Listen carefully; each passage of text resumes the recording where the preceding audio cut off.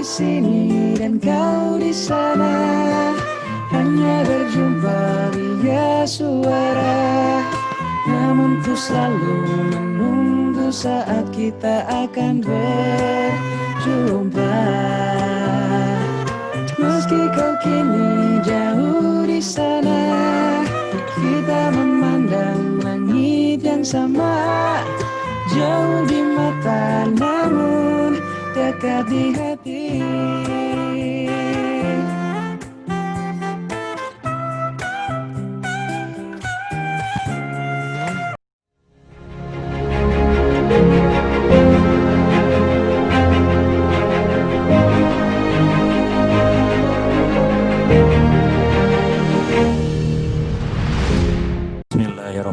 Assalamualaikum warahmatullahi wabarakatuh. Seperti yang pernah kita bicarakan pekan kemarin, kita akan membahas 4 tahap sebuah kewirausahaan, di mana hari ini kita akan bahas tahap pertama. Gitu ya. Ada apa? Yaitu merencanakan sebuah kewirausahaan. Ada jadwal dulu, mungkin yang belum tahu kemarin belum diinfokan, biasanya sudah diinfokan oleh wali kelas masing-masing, tapi ini khusus untuk PKWU kelas 11 MIPA. Kita ada di siklus pertama atau tatap muka tahap 1 tanggal 11 Agustus, maka nanti tugas berikutnya harus dikumpulkan tanggal 18 Agustus. Berikut juga yang lainnya gitu ya. Silahkan nanti boleh di screenshot atau share materi ini di grup gitu ya. Nah, nanti ada penilaian tengah semester dan nanti setelah siklus keempat itu ada penilaian akhir semester ganjil atau biasanya dibilang UAS gitu ya. Seperti itu. Kita kembali lagi ke tangga ya, karena selama 1 semester ke depan kita akan membahas tentang tangga supaya nanti ketika lulus dari SMA Angkasa kita akan mudah untuk mempelajari tentang tangga. Karena suatu saat kita akan mempelajari tentang rumah dan saatnya nanti harusnya kita berumah tangga. Nah, dalam kewirausahaan itu ada 4 tahap atau ada 4 anak tangga kalau disempitkan ya. Nah, bagaimana caranya kita bisa sukses dalam tanda kutip di bidang kewirausahaan gitu ya. Maka kita harus naik ke atas, harus move up gitu ya. Harus pindah ke tangga berikutnya. Gitu. Nah, tahap pertama itu apa? Gitu. Tahap pertama itu ada merencanakan atau merencanakan sebuah usaha. Atau bahasa Inggrisnya how to make a business plan. Gitu ya. Gimana caranya kita mau memulai usaha. Apa sih yang harus direncanakan, apa yang harus disiapkan kalau kita mau melaksanakan sebuah usaha. Yang kedua, ada pelaksanaan atau melaksanakan sebuah usaha atau action dari sebuah perencanaan. Apa yang harus kita lakukan, bagaimana kita memproduksi karya kita, bagaimana kita membuat karya kita gitu kan. Nah, itu ada di tahap melaksanakan. Selanjutnya ada di tahap ketiga yaitu mempertahankan. Mempertahankan ini orang banyak kesulitan. Karena menyangka di tahap ketiga ini mereka sudah sukses. Jadi banyak wirausahawan yang merasa dia sudah sukses ada di tangga ketiga ini. Karena sulit membedakannya sukses atau tidaknya itu ada di tahap ketiga. Nah, tahap ketiga ini banyak orang yang jatuh gitu ya. Karena sulit. Karena yang paling sulit itu bukan melaksanakan atau merencanakan, tapi bagaimana cara kita mempertahankan. Itu yang lebih sulit, makanya zona hitam di sini agak rawan gitu ya. Nah, tahap selanjutnya adalah mengembangkan. Mengembangkan ini berarti bisa dikatakan sebagai kesuksesan, karena kunci sukses itu mereka bisa menyebarkan atau bisa bermanfaat buat orang lain. Salah satunya kalau kita punya usaha, kalau sudah berkembang berarti sudah bisa menciptakan lapangan kerja, bisa menciptakan bisnis baru atau model baru, buka cabang dan lain-lain gitu, sehingga itu bisa dikategorikan ke dalam sebuah kesuksesan. Nah, di mana pada saat tahap 4 ini pasti mereka akan ada mengulang tangga yang sama, yaitu tahap merencanakan, melaksanakan lagi, lalu dipertahankan, kembangkan lagi, maka akan terus berputar, rodanya itu seperti ini. Siklusnya itu seperti ini. Kewirausahaan itu siklusnya disederhanakan adalah seperti ini. Sama sebetulnya dengan kehidupan kita, kita sebagai pelajar ingin sukses ya maka ikuti tahapan alur kehidupannya seperti apa gitu. Kalau misalkan kita rencanakan saya seluruh SMA Angkasa ingin kuliah di ITB misalkan. Direncanakan apa yang harus disiapkan, belajar, apa saja yang dipelajari. Kalau kita jurusan apa, maka rencanakan jurusannya apa gitu kan. Apa yang harus dipelajari, maka laksanakan sekolah gitu kan yang benar gitu, terus ngikuti aturan. Cara mempertahankannya kalau udah punya prestasi berarti kan harus gimana caranya supaya tidak turun prestasinya gitu. Nah, baru mengembangkan diri di luar dari kemampuan kita, apa yang perlu dikembangkan selain pelajaran yang kita pelajari sehari-hari misalkan. Nah, itu contoh kehidupan nyatanya. Nah, oke, sebelum kita memulai, kita ada sesi Q&A dulu ya. Kita tanya jawab, ada beberapa pertanyaan yang kemarin sudah dilontarkan di Google Classroom dan di YouTube. Oke, boleh ditanya dulu aja. Nah, kemarin ada yang bertanya dari Ilham Maulana. Assalamualaikum Pak, maaf saya izin bertanya, sering mendengar orang-orang berwirausaha berbicara bahwa action lebih penting daripada berpikir tentang rencana. Kalau kita mengambil pemikiran ini, menurut saya juga kurang tepat, nantinya kita terkesan barbar rencana. Dan hasilnya juga tidak begitu jelas atau GJ. Nah, menurut Bapak, apa hal yang harus diperbuat? Apakah keduanya sama, action dan rencana? Nah, seperti yang tadi dilihat di tangga kewirausahaan itu ya, bahwa action dan rencana itu levelnya berbeda. Kalau kita mau membuat sebuah melaksanakan atau action, maka kita harus buat rencana dulu. Tidak mungkin kita melakukan sesuatu tanpa kita rencana atau tidak kita sengaja gitu ya. Dengan tidak sengaja pun itu sebetulnya sudah direncanakan. Gitu. Jadi keduanya sama-sama penting, jadi harus seimbang, harus proporsional gitu. Nah, tidak hanya action dan rencana, tapi ada juga gimana caranya mempertahankan dan mengembangkan. Oke. Pertanyaan selanjutnya dari Angga Dwi Cahya. Pak, saya Angga Dwi Cahya kelas 11 MIPA A ingin bertanya mengapa di dalam ruang lingkup prakarya dan kewirausahaan tidak mengandung poin kewirausahaan. Kenapa? Karena memang tidak mengandung gitu ya. Karena kewirausahaan itu sebuah ilmu. Gitu. Jadi maksudnya apa? Justru kewirausahaan yang mengandung ruang lingkup prakarya dan kewirausahaan. Gitu. Jadi ruang lingkup itu contohnya ada bidang, ada 4 kan kemarin. Ada kerajinan, ada budidaya, ada rekayasa, ada pengolahan. Nah itu semua ada di dalam sebuah atau di kewirausahaan itu mengandung 4 bidang tersebut. Gitu. Jadi tinggal pilih kita konsentrasinya di mana. Itu maksudnya. Gitu. Jadi ada konsentrasinya, ada spesialisasinya di mana gitu. Kewirausahaannya mau di bidang apa. Seperti itu. Nah, selanjutnya dari Firmansah Channel. Ini ada YouTuber ya. Bersama Maman mencari solusi katanya gitu. Pak, saya Firmansah dari 11 MIPA D. Izin bertanya, kalau untuk masa pandemi sekarang banyak sekali orang yang memulai usaha. Bagaimana Pak cara memulai usaha dan apa usaha yang baik di masa pandemi sekarang?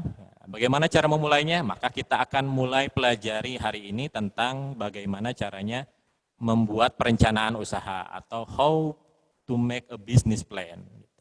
Nah, apa usaha yang cocok atau yang baik di masa pandemi?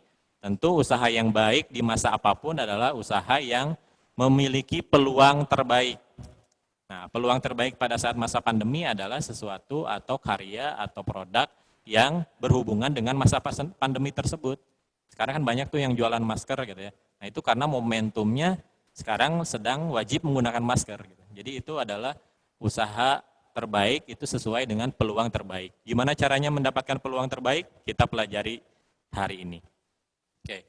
Selanjutnya ada yang bertanya dari Rida Alia.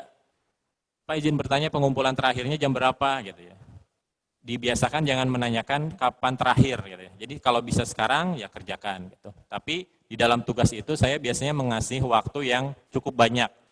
1 minggu saya rasa cukup untuk mengerjakan tugas yang sederhana ini. Jadi silahkan dikerjakan semaksimal mungkin, kalau bisa kemarin kenapa harus besok gitu kan ya. Terus selanjutnya ada pertanyaan dari Risma Prawira. Izin bertanya, rangkumannya harus ditulis di buku tulis atau boleh diketik di Word gitu ya. Kalau dengan saya itu sesuaikan dengan tugasnya. Kalau tugasnya resume dan difotokan berarti itu harus di buku catatan ditulis. Seperti yang sekarang berlangsung, silakan dicatat hal-hal yang penting nanti setelah selesai harus diupload di classroom-nya masing-masing. Contohnya seperti ini pelaporannya. Nah ini dari Kevin Wismanugraha. Boleh seperti ini? Boleh. Mau eksis gitu ya kan, ala-ala Candid, terus ada fotonya di grid gitu kan, seperti ini boleh. Tapi kalau seperti ini pastikan tulisan ininya, tulisan yang kalian catat itu jelas gitu. Jadi bezelnya, nah ini kan ada lebar nih sayang gitu kan, terlalu ini bisa dibesarin gitu kan, ininya disesuaikan gitu. Boleh seperti ini silahkan, selama masih bisa dibaca silahkan. Atau bisa juga langsung tanpa foto kita, langsung buku catatannya saja. Karena ini yang wajib, yang saya ingin baca adalah buku catatannya seperti ini. Itu contohnya. Gitu. Nah, sekarang kita mulai ke materi yang pertama, yaitu merencanakan sebuah usaha. Bagaimana caranya? Nah, sebelum kita memulai, kita harus kenalan lagi. Gitu ya. Gimana caranya merencanakan sebuah usaha itu seperti apa? Nah, perencanaan usaha itu ada sifatnya. Kita harus kenal sifat perencanaan usaha.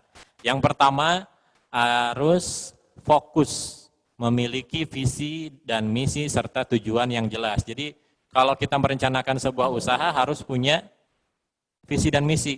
Walaupun sederhana, misalkan saya merencanakan mau usaha di bidang kerajinan, yaitu membuat masker. Nah, tujuannya apa? Selain membantu masyarakat gitu kan, mempermudah mendapatkan masker, misalkan tujuannya memerangi COVID-19, misalkan. Nah itu penting supaya kita tujuan dan misi kita itu jelas kalau kita mau membuat usaha. Yang selanjutnya rasional. Rasional itu berdasarkan data. Jadi harus faktual gitu. Jadi realistis, tidak halu. Saya mau jualan karena sekarang masa pandemi, saya mau usaha masker yang invisible, yang tidak terlihat. Jadi orang tidak terlihat seperti memakai masker, padahal dia pakai masker karena invisible. Apakah mungkin? Mungkin, tapi tidak realistis gitu. Untuk kita seorang pelajar membuat usaha seperti itu tidak realistis. Jadi itu harus berdasarkan rasionalitas kita. Jangan halu gitu ya. Terus yang berikutnya, perencanaan usaha itu harus berkesinambungan. Jadi harus ada estimasi, kontinuitas gitu. Jadi harus perkiraan, kira-kira kalau saya jualan masker di masa pandemi ini, apa yang terjadi? Kalau jualannya gini gimana? Terus kalau nanti pandeminya udah nggak ada, udah normal lagi, masker ini masih banyak diminati atau enggak? Nah itu estimasi, perkiraan. Jadi kita rencanakan, tapi kita kira-kira ini laku enggak ya? Nah seperti itu contoh sederhananya. Terus yang keempat, fleksibel atau disesuaikan. Jadi tidak, perencanaan itu tidak harus dipatok gitu. Udah pokoknya harus ini gitu ya. Nggak bisa, tapi fleksibel. Misalkan saya rencananya membuat sebuah usaha di bidang kerajinan, membuat masker gitu, misalkan. Nah, ternyata di dalam perjalanan usahanya pandeminya berakhir gitu ya. Dan minatnya masker jadi berkurang, maka saya beralih jadi bukan masker lagi, tapi jadi masker khusus kendaraan bermotor misalkan. Atau jadi berubah, jadi bukan jualan masker, tapi jualan topi misalkan. Karena musim panas berikutnya dan lain-lain. Nah itu bisa fleksibel, jadi tidak harus saya rencananya ini ternyata berubah jadi plan B gitu. Boleh, gitu. Jadi disesuaikan dengan kondisi atau lingkungan bisnis yang kita hadapi. Yang terakhir adalah operasional, sederhana tapi rinci, tepat, jelas, enggak GJ tapi rinci. Supaya apa? Supaya mudah untuk dilaksanakan. Kalau kita terlalu ribet ngerencanain gitu, segala sesuatunya direncanain tapi ribet gitu kan, ya tidak akan terlaksana. Jadi harus sesederhana mungkin tapi rinci dan jelas. Nah itulah sifat-sifat perencanaan usaha. Jadi tinggal kita patokannya ke sana. Ini rencana saya harus fokus nih gitu. Terus rasional, harus punya estimasi, fleksibel dan sederhana atau mudah dioperasikan gitu. Nah, itu mengenai sifat perencanaan usaha. Nah, bagaimana caranya merencanakan sebuah usaha? Gitu. Ada beberapa hal yang perlu kita perhatikan pada saat kita merencanakan sebuah usaha. Selain kita memperhatikan diri kita sendiri dan orang lain dan si dia gitu ya, kita harus memperhatikan yang pertama ada ide dan peluang usaha. Ide dan peluang usaha itu muncul dari pikiran kita, muncul dari orang dari sekitar kita gitu. Terus yang kedua ada sumber daya. Nah, dulu waktu kelas 10 mungkin udah dibahas prinsip 6M dan 1I gitu ya. Nanti kita bahas lagi. Terus ada jenis usaha. Jenis usahanya mau apa? Jadi kita harus mengidentifikasi jenis usaha kita sebelum kita memulai usahanya. Terus yang keempat ada analisis. Nah, analisis ini digunakan sebagai bahan untuk mengambil keputusan. Berikutnya saya mau apa? Maka harus analisis dulu. Gitu. Oke, yang pertama ada ide dan peluang usaha. Gimana caranya kita mendapatkan ide terbaik kita atau peluang terbaik kita? Pertama kita harus cari ide dulu. Gimana caranya? Ide itu hasil dari pemikiran atau dari belajar. Belajar dari mana? Dari pengalaman, dari kesalahan, bisa dari orang lain atau dari diri kita sendiri. Contohnya, di masa ini banyak orang yang tiba-tiba mendadak jadi wirausahawan, jadi jualan, pada jualan gitu kan. Itu kan berdasarkan pengalaman orang lain. Nah itu, jadi kita punya ide, wah saya juga harus punya nih, berwirausaha. Nah itu kan belajar dari pengalaman orang lain. Atau belajar dari kesalahan. Misalkan ada saudara kita, teman kita yang lagi berwirausaha di bidang tertentu, tiba-tiba di masa pandemi ini, wirausahawannya menurun atau bisnisnya menurun gitu. Nah itu kan sebuah kesalahan gitu. Ada apa nih? Kenapa nih kok bisa bangkrut? Kenapa sih jalan lagi? Kita cari tahu, kita dapat ide. Gitu ya. Nah gimana caranya mendapatkan peluang usaha terbaik? Yang pertama harus kita ketahui kemampuan kita. Jadi kita itu base passionnya di mana? Ya. Saya mau berwirausaha apa ya? Gitu ya. Nah, peluangnya kita harus tahu kemampuan kita. Misalkan saya bisa gambar, saya mau membuat sebuah komik misalkan, saya mau membuat gambar tertentu yang bisa diwirausahakan gitu ya, boleh. Atau misalkan saya bakatnya membuat videografi misalkan, jadi YouTuber seperti tadi Firmansyah gitu kan. Boleh, itu bisa menjadi sebuah peluang gitu ya. Terus yang kedua, cari sesuatu yang sedang trending. Sekarang lagi ngetren apa? Oh, karena sekarang lagi pandemi, berarti kan yang lagi ngetren itu hal-hal yang sehat-sehat.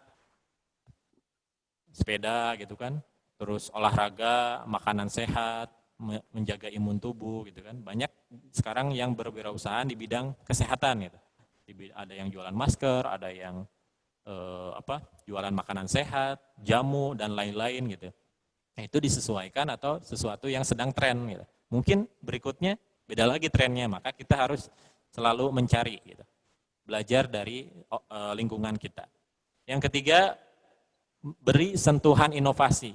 Jadi kalau kita udah tahu kemampuan kita, terus yang sedang trending itu apa gitu, maka kita kasih inovasi supaya beda dari yang lain. Sekarang lagi masa pandemi, banyak yang jualan masker, coba cari inovasi. Masker yang seperti apa yang belum ada gitu. Mungkin masker yang ada wifi-nya mungkin gitu ya. Atau yang tidak engap gitu dan lain-lain. Nah, itu ada, bisa berinovasi di sana gitu. Supaya punya peluang terbaik. Yang keempat, lakukan riset pasar. Maksudnya adalah kita menganalisis segmentasi. Pasar di sini bukan hanya pasar tempat jual beli, bukan seperti pasar Ciroyom, Andir, gitu kan, pasar antri, bukan hanya itu. Tapi riset pasar ini maksudnya penelitian yang dilakukan di lingkungan kita berdasarkan bisnis yang ada di lingkungan kita. Jadi bukan penelitian ke pasar, ke Ciroyom, Cari apa? Oh, mau meneliti. Nah, bukan kayak gitu. Jadi riset pasar ini sekarang nih lagi musim apa gitu.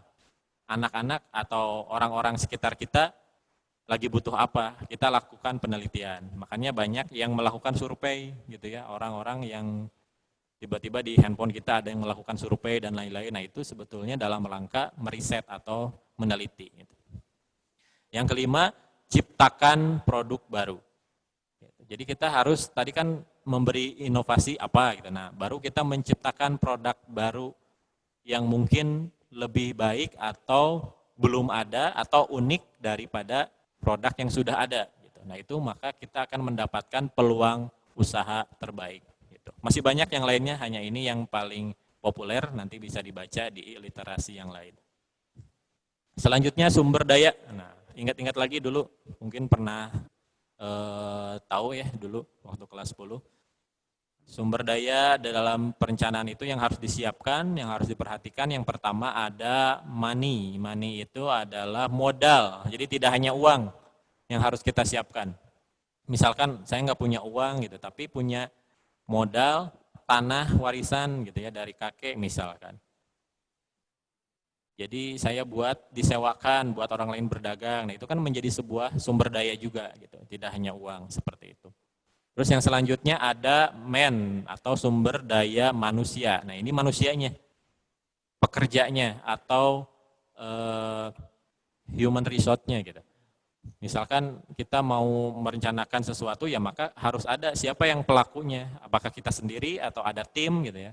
Itu harus disiapkan. Terus yang ketiga ada material atau bahan baku. Produk kita tuh di bidang apa? Bahan bakunya harus disiapkan yang berkualitas. Jangan sampai kita baru mau memulai ternyata bahan bakunya nggak disiapkan gitu. Jadi nanti pada saat pelaksanaan akan tersendat terhadap bahan baku yang memang belum berkualitas atau belum memadai, maka harus disiapkan. Selanjutnya ada mesin. Mesin ini adalah sebuah alat produksi gitu ya. Jadi tidak harus dalam bentuk teknologi yang tinggi. Misalkan saya usahanya di bidang pengolahan, membuat sebuah makanan namanya cilok bakar gitu ya. Nah mesinnya itu ya berarti kompor gitu, atau enggak alat bakar, alat pembakar dan lain-lain. Jadi belum tentu mesin itu adalah mesin yang ada di perusahaan besar gitu, tapi kita punya alat apa untuk memproduksi. Kalau kita di bidang videografi misalkan berarti kan alat produksinya adalah kamera misalkan, sound misalkan dan lain-lain. Nah itu untuk mesin. Berikutnya ada metode. Metode ini adalah standar operasional prosedur, SOP, atau langkah-langkah, atau cara-caranya gimana kita melaksanakan usaha. Kalau kita jualan di pengolahan, gimana caranya misalkan membuat makanan itu kan mungkin dibersihin dulu, terus dirapihkan dulu, digabungkan dulu, dimarinasi, terus digoreng dan lain-lain gitu kan. Itu kan ada langkahnya, ada step-stepnya. Nah sama bidang apapun harus selalu ada standar operasionalnya seperti apa. Selanjutnya ada market atau pasar. Nah, pasar di sini adalah lingkungan bisnis. Jadi tidak hanya pasar tempat jual beli, tapi lingkungan bisnisnya seperti apa. Kita mau targetnya itu apa, siapa. Kalau misalkan kita jualannya kerajinan keindahan gitu ya, maka mungkin akan laku kalau kita jualan di lingkungan yang banyak anak-anak yang suka lucu-lucu, misalkan kita buat apa gitu kan. Nah itu target pasarnya seperti itu. Atau misalkan saya mau usaha di bidang yang kekinian, di mana tempatnya ada wifi-nya, ada tempat nongkrongnya gitu. Nah berarti segmentasinya khusus untuk anak-anak muda. Nah itu maksudnya market itu di situ, pasar kita tuh di mana. Nah yang selanjutnya yang melengkapi itu adalah informasi. Jadi informasi ini penting untuk menambah sumber daya yang 6M tadi. Pentingnya di mana? Karena di zaman sekarang itu sudah mulai usahanya ke bidang teknologi atau digital atau e-commerce atau mungkin bahasa lainnya tuh online shop gitu. Nah, sekarang kalau informasi ini akan menjadi sebuah sumber daya yang paling utama adalah big data. Informasi ini kan berasal dari data. Kumpulan data adalah sebuah informasi. Maka data itu akan menjadi sesuatu yang paling mahal di dunia digital. Makanya banyak e-commerce, marketplace yang benar-benar menjaga data pelanggan. Kan ada yang kemarin tuh di berita ada katanya ada marketplace yang diretas atau dihack, data-datanya diambil atau dicuri gitu kan. Nah itu namanya kekuatan data. Jadi data itu penting banget untuk kita berwirausaha di bidang atau melalui online atau digital gitu. Karena data itu berpengaruh besar gitu. Contohnya gimana? Misalkan gini. Kalau kita lihat di handphone kita gitu, kalau kita buka gitu ya, tiba-tiba muncul iklan yang sesuai dengan keinginan kita gitu. Pas buka, misalkan saya kan suka suka dengan komputer teknologi gitu ya. Begitu saya buka Instagram, tiba-tiba ada yang iklan laptop terbaru, handphone terbaru gitu. Kok tahu gitu saya lagi pengen itu gitu misalkan. Nah itu berdasarkan informasi karena mereka yang berwirausaha di bidang itu sudah punya data kita. Dari mana dapatnya? Dari kita yang sering menggunakan internet. Gitu. Nah itu bisa dijadikan sebagai sumber daya. Selanjutnya jenis usaha. Nah jenis usaha apa saja yang harus kita ketahui gitu ya. Menurut bentuknya tuh ada dua kan, ada barang, ada jasa. Itu menurut bentuknya. Sebetulnya banyak jenis usaha itu macam-macam. Jadi yang kita harus ketahui itu yang menurut bentuknya ada barang dan jasa. Kalau ukurannya banyak tuh ada mikro, usaha kecil itu mirip-mirip, usaha menengah maksudnya, usaha besar. Nah itu skalanya seperti apa menurut ukurannya. Terus berdasarkan badan lembaganya ada perseorangan, ada firma, ada CV, ada perseroan terbatas PT, ada perusahaan daerah, ada perusahaan umum, ada perusahaan jawatan, koperasi, yayasan, dan lain-lain. Itu badannya. Terus menurut sifatnya ada profit dan non-profit. Maksudnya apa? Profit itu menghasilkan keuntungan secara langsung berupa uang, misalkan kita jualan dapat uang kan, dapat keuntungan, nah itu namanya profit. Kalau non-profit seperti apa? Namanya benefit, jadi tidak harus dalam bentuk uang. Misalkan saya membuat sebuah bisnis, membuat karya berupa video untuk orang banyak, gitu kan, untuk menginspirasi orang banyak. Kan saya nggak dapat uang secara langsung gitu ya. Kalau saya tidak mengikuti aturan YouTube, mungkin tidak akan dapat uang secara langsung. Tapi benefitnya saya bisa membuat manfaat orang lain. Gitu. Dengan orang lain tahu saya suka share yang bagus-bagus, maka ketika saya satu kali share produk, maka orang lain akan mau membeli produk saya karena awalnya tidak untuk jualan, karena memang tujuannya adalah non-profit atau benefit. Gitu. Nah itu untuk sifatnya. Terus jenis usaha berdasarkan caranya, nah ini gimana caranya kita memulai sebuah usaha, itu ada beberapa cara. Yang pertama ada mandiri, jadi kita siapkan sendiri, kita jualan sendiri, kita punya keuntungan sendiri gitu ya. Kalau bahasa sederhananya, saya jualan cilok, saya yang membuat yang ke pasar, saya yang buat ciloknya, saya yang keliling jualan ciloknya gitu kan. Itu mandiri, jadi sendiri, atau newbie, atau pemula gitu ya. Terus yang kedua ada keagenan. Nah keagenan ini sifatnya seperti multi level marketing lah istilahnya. Jadi ada levelitasnya. Misalkan bidang usaha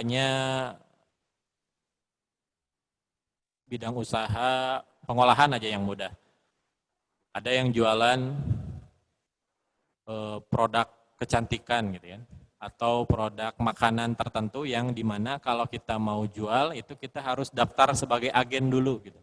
Daftar dulu ke agen ini, maka nanti ditentukan oh saya agen Bandung, oh saya agen Cimahi gitu. Nanti agen ini bisa membuka reseller, bisa membuat atau merekrut reseller gitu. Itu caranya. Nah, kalau di sini ada yang jualan sebagai reseller, mungkin ada kan anak-anak pelajar zaman sekarang tuh banyak yang jadi reseller. Nah, itu berarti di atasnya adalah keagenan. Reseller beli sesuatu produk ke agen gitu. Terus selanjutnya ada waralaba atau franchise. Nah, ini yang sering kita lihat nih di berbagai pengolahan nih banyak makanan yang franchise kan. ada apa gitu kan, di depan supermarket tuh banyak pedagang-pedagang yang mirip-mirip, kayak misalkan ada ayam sabana gitu kan, wasana, hisana gitu kan, pokoknya per chickenan gitu ya. Nah, termasuk waralaba terbesar ada misalkan MCD, KFC gitu. Nah itu franchise, itu sistemnya waralaba atau franchise. Terus yang ke selanjutnya ada merger. Nah merger ini menggabungkan dua usaha atau yang sudah ada. Jadi saya misalkan usaha produk pengolahan susu, namanya Frey misalkan, yogurt gitu. Terus ada lagi yang jualan buah gitu. Oh kita merger yuk, kita buat salad buah misalkan. Nah itu merger, jadi perusahaan yogurt dengan perusahaan atau penjual yogurt dengan penjual buah, dia bergabung gitu kan. Akhirnya membuat sebuah produk namanya salad buah misalnya. Nah itu dia secara tidak langsung merger. Tapi kalau perusahaan besar itu mergernya beda lagi, berbagi saham. Gitu. Terus yang terakhir itu ada akuisisi. Kalau tidak terlihat di sini terhalang ya. Nah ini akuisisi. Akuisisi ini seperti Sultan, jadi membeli langsung perusahaan yang sudah jadi. Misalkan ada perusahaan Rasa Prima, misalnya karena masa pandemi maka mereka merosot tuh penjualannya. Ya udah sama saya beli perusahaannya semuanya sama karyawannya gitu ya. Karena saya Sultan, saya beli itu semua. Nah itu namanya akuisisi. Gitu. Cara memulainya jadi macam-macam. Kalau kita sebagai pemula ya pasti mandiri kan, bikin sendiri, jualan sendiri gitu kan. Kecuali kalau kita punya banyak uang, modal, maka kita bisa akuisisi, kita bisa membeli perusahaan yang sudah berjalan gitu. Itu untuk jenis-jenis usaha, masih banyak, silahkan nanti dicari di literasi selanjutnya. Selanjutnya ada analisis. Nah ini pernah juga mungkin ya kita bahas. Analisis itu ada macam-macam, ada kelayakan usaha, ada analisis keuangan, analisis AMDAL, analisis lingkungan dan lain-lain gitu banyak. Nah yang kita bahas kali ini adalah analisis SWOT, Strength, Weakness, Opportunity, dan Threat.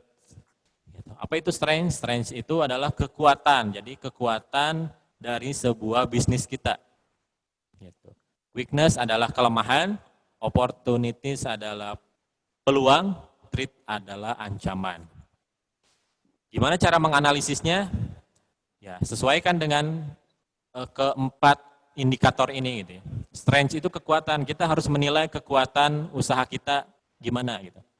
Misalkan saya usaha di bidang kerajinan membuat masker, kekuatannya apa? Di masa pandemi banyak yang mencari, misalnya itu kekuatan. Terus bahannya ramah lingkungan misalkan. Terus bisa dicuci berkali-kali, tahan air tapi bisa dicuci misalkan. Terus ada lubang ventilasinya, terus ada apanya dan lain-lain. Jadi kekuatannya di sana. Terus kelemahannya juga harus disebutkan, harus dianalisis oleh kita. Jangan sampai merasa paling bagus gitu, enggak. Harus kita pikirkan kelemahannya apa. Misalkan kelemahannya mudah kotor misalkan, atau mudah sobek, atau apa dan lain-lain. Peluangnya itu karena di masa pandemi banyak orang yang mencari, jadi peluangnya bagus gitu. Atau karena saya jualannya di pinggir jalan, banyak orang yang lewat dan wajib pakai masker di luar di jalan atau di berkendaraan, maka banyak orang yang beli itu di sana. Makanya peluangnya bagus misalkan. Ancamannya karena jualan di pinggir jalan bisa diusir oleh Satpol PP misalkan karena tidak izin dulu misalkan. Atau ancamannya kalau masa pandemi ini selesai berarti penjualan masker mungkin bisa menurun misalkan. Nah, itu ancaman. Jadi semuanya ditulis, dicatat, kelebihannya apa, kekurangannya apa, peluangnya seperti apa, ancamannya apa saja, itu harus dipikirkan atau dianalisis. Itu yang disebut dengan estimasi tadi.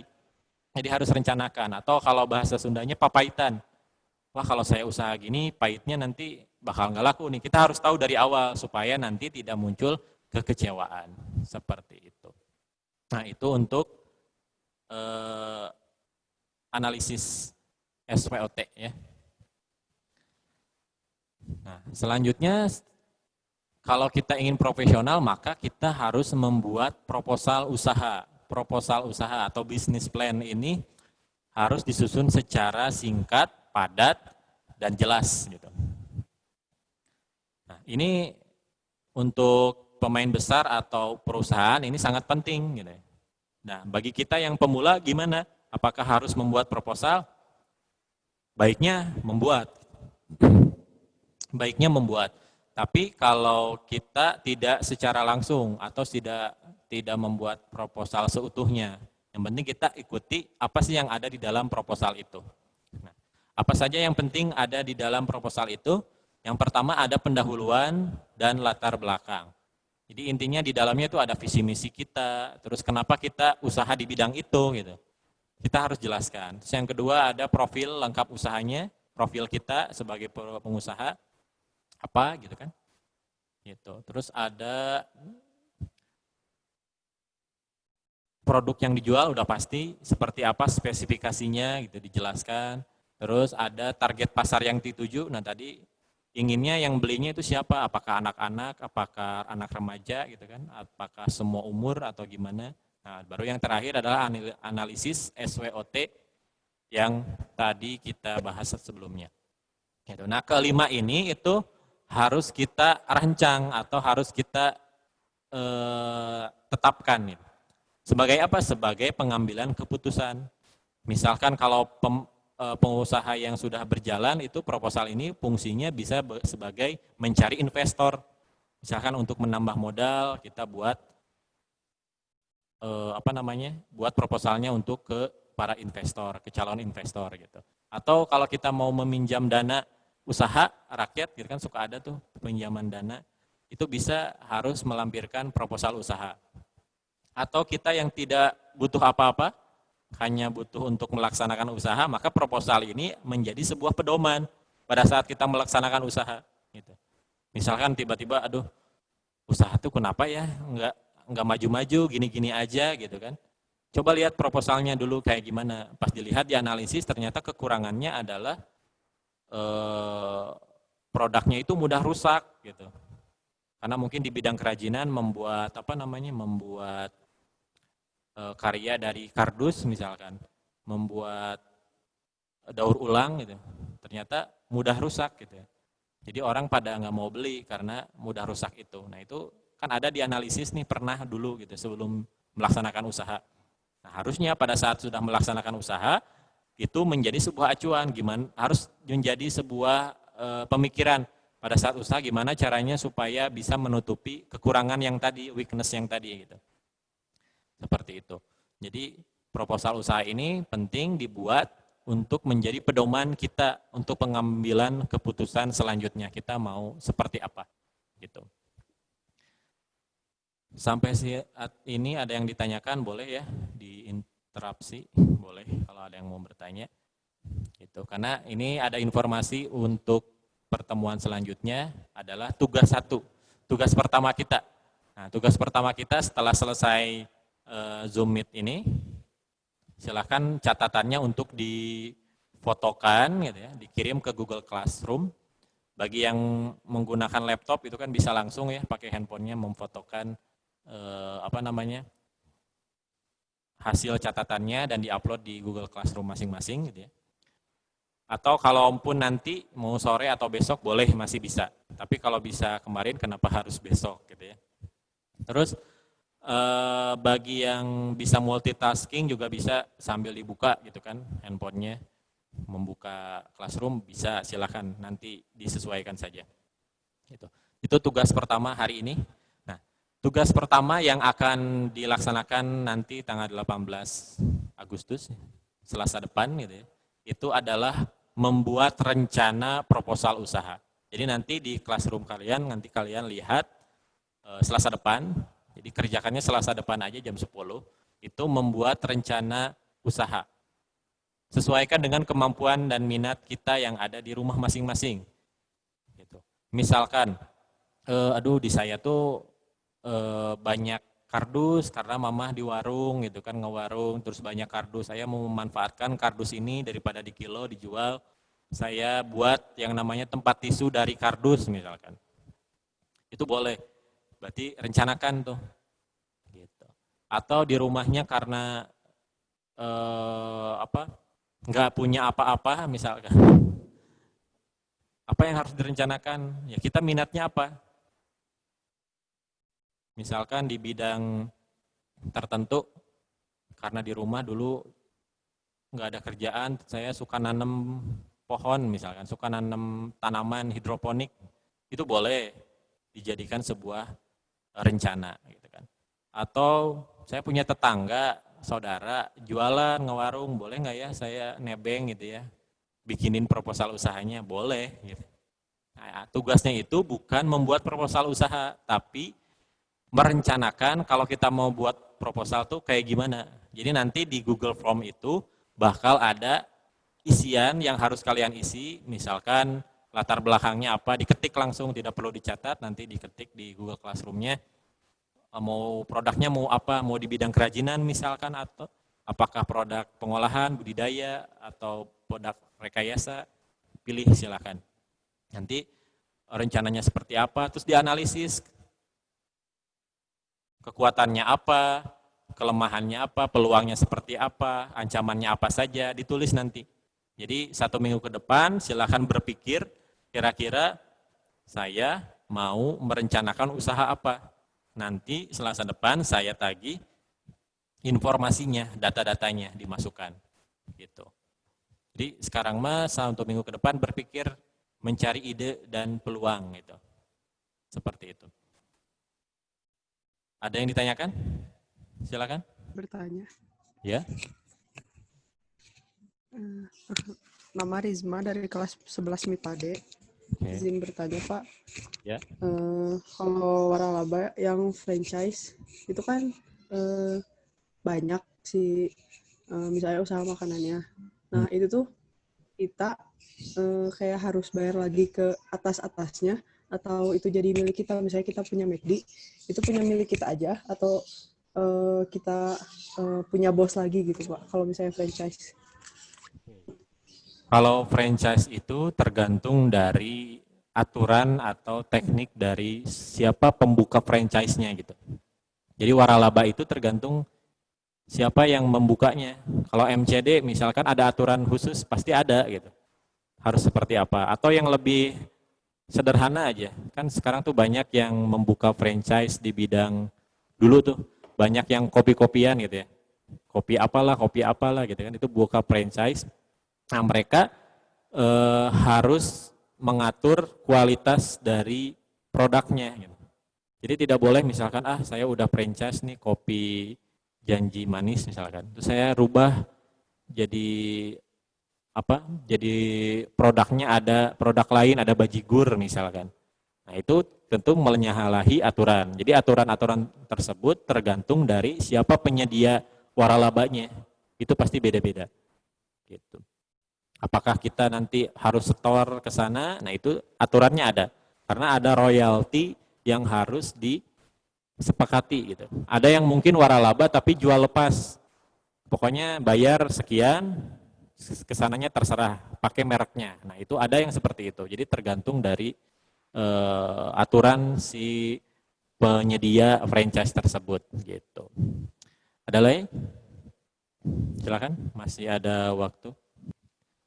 Untuk tugas itu kita merencanakan saja ya, jadi berimajinasi. Jadi bukan asli gitu, wah saya harus benar-benar jualan, enggak. Berimajinasi untuk belajar gimana caranya merencanakan sebuah usaha. Tapi harus fokus, harus sesuai dengan sifat perencanaan tadi. Kan ada apa? Ada fokus, rasional gitu kan. Silahkan ditentukan rencananya mau apa. Dan itu imajinasi, tidak harus dibuat beneran gitu, enggak harus. Misalkan saya mau usaha yang sangat besar gitu, boleh silahkan. Gitu. Jadi digunakan mimpi-mimpinya, cita-citanya gitu ya. Siapa tahu jadi doa kan. Jadi silahkan dibuat perencanaannya. Jadi tidak harus dilaksanakan benar-benar, tidak harus. Itu kita hanya belajar saja gitu. Dan bisa milih mau di bidang apa, bidang jasa boleh, di bidang usaha apapun boleh. Mau di bidang pengolahan gitu ya, kuliner boleh, mau di bidang kerajinan, membuat sesuatu karya dari tangan sendiri, atau budidaya gitu ya, atau jasa sewa handphone misalkan ada yang kayak gitu, boleh silakan. Itu dipilih saja. Tidak harus berbentuk fisik. Misalkan membuat sebuah karyanya itu tidak dalam bentuk fisik, tapi dalam bentuk digital. Misalkan saya mau buat usaha di bidang grafis, misalkan membuat kartu undangan, misalkan kayak gitu kan itu bidang kewirausahaan juga. Atau membuat videografi, mau buat iklan dalam bentuk video itu buat orang lain, kita yang iklanin, nah itu bisa. Terima kasih atas perhatian, mohon maaf atas kesalahan, mudah-mudahan tidak memuaskan, selalu cuci tangan, jaga kesehatan, jaga jarak aman. Saya duluan, Assalamualaikum warahmatullahi wabarakatuh.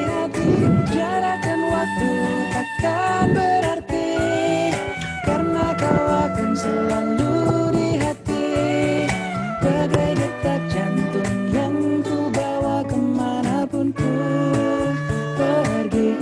Oh, oh, oh, oh. Meski kau kini jauh di sana,